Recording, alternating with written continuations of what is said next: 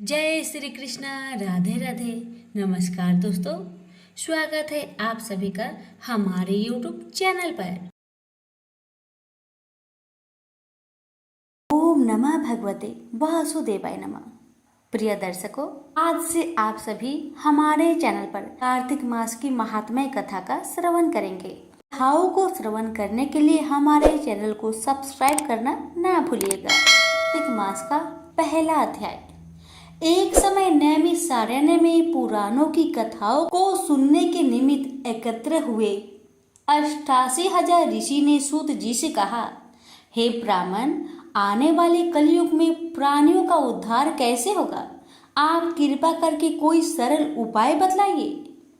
उनके इस प्रश्न उत्तर देने के लिए वेद व्यास जी के शिष्य श्री सूत जी, जो सब पुराणों की कथाओं को अपने गुरु की कृपा से भली भांति जानते थे, वे कहते हैं कि हे ऋषियों, कलयुग में सब पापों का नाश करने वाला कार्तिक महात्मा है। जो प्राणी इस व्रत कथा उद्यापन नहीं कर सकते, वे इनका नाम सुनने मात्र से फल प्राप्त कर सकते हैं। आप कृपा कर इसका महत्व एकाग्रचित होकर सुने।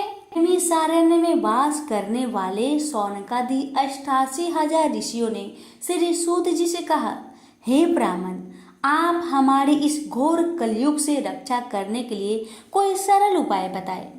उनका यह प्रश्न सुनकर श्री सूत जी कहने लगे, हे ऋषियों, भगवान के चरणों में तुम्हारी अटल भक्ति देखकर मैं तुमसे कार्तिक महात्म्य की कथा कहता हूँ, जिसके सुनने मात्र से मनुष्य के सब पाप नाश होकर वैकुंठ वास हो जाता है।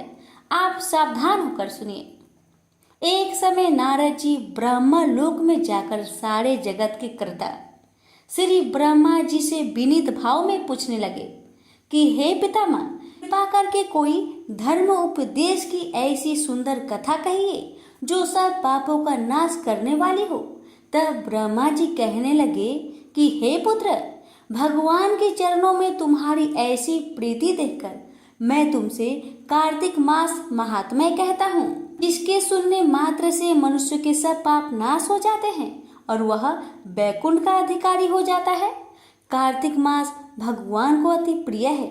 इसमें किया हुआ हर व्रत, दान, नियम तथा कीर्तन अनंत फल देने वाला होता है, क्योंकि इस मास में किए हुए भगवान कृत्य से बढ़कर कोई यज्ञ तथा तप नहीं है। अतः सारे संसार की भलाई के लिए तुमने अति सुंदर प्रश्न किया है। मैं इस कथा को तुमसे कहता हूँ, तुम सावधान होकर इसकी विधि सुनो। प्रति मनुष्य को प्रातःकाल ब्रह्म मुहूर्त यानी कि लगभग 4 बजे उठकर शौच आदि से निवृत्त होकर 12 अंगुल लंबी सुगंधित वृक्ष की दातुन करे। परंतु श्राद्ध के दिन, सूर्य तथा चंद्र ग्रहण के दिन, एकम, अमावस, नवमी, छठ, एकादशी तथा रविवार को दातुन ना करे। जिस दिन दातुन ना करनी हो, उस दिन पानी से 12 कुल्ले करके मुंह को खूब अच्छी तरह से साफ कर लीजिए। जब 2 घड़ी रात्रि की रह जाए तो काले तिल, चंदन, चावल, फूल या कुसा लेकर तालाब, कुंड, नदी या संगम तथा किसी तीर्थ स्थान में जाकर भगवान से प्रार्थना करें, हे भगवान, मैं आपकी और लक्ष्मी जी की प्रसन्नता के लिए मैं कार्तिक मास में स्नान करूंगा। इस प्रकार संकल्प करके श्री गंगा जी, शिव और सूर्य, विष्णु भगवान का ध्यान करें। अभी तक जल में प्रवेश करके अच्छी तरह से स्नान कीजिए। फिर जल से बाहर निकल आकर देवता, ऋषि और पितरों का तर्पण करें। स्नान के पश्चात बकरी तथा भैर की धूली से बचना चाहिए तथा छींक, थूक, कुत्ता, कौवा, ओट, उल्लू, सूकर का स्पर्श ना करें।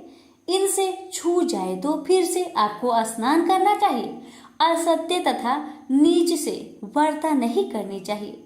इसके पश्चात षोडशोपचार विधि से भगवान का पूजन करें, भगवान को अर्घ्य दे और प्रार्थना करें कि भगवान श्री राधा सहित मेरे इस अर्घ्य को स्वीकार करें। इस प्रकार प्रार्थना करके 16 चीजें भगवान की मूर्ति को अर्पण करके तुलसी मंजरी से भगवान का पूजन करना चाहिए। आपको मैं अब वह 16 चीजों के नाम बताऊंगी जिसे आपको भगवान के सामने अर्पण करना है।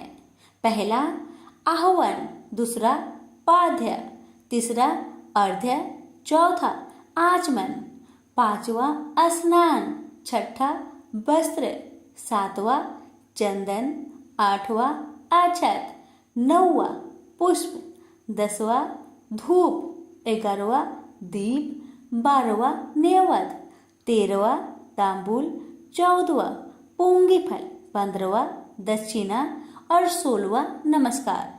इसी को षोडशोपचार पूजन कहते हैं। यहीं पर हमारी कार्तिक मास महात्म्य का पहला अध्याय समाप्त हुआ। प्रेम से बोलिए लक्ष्मी नारायण की जय।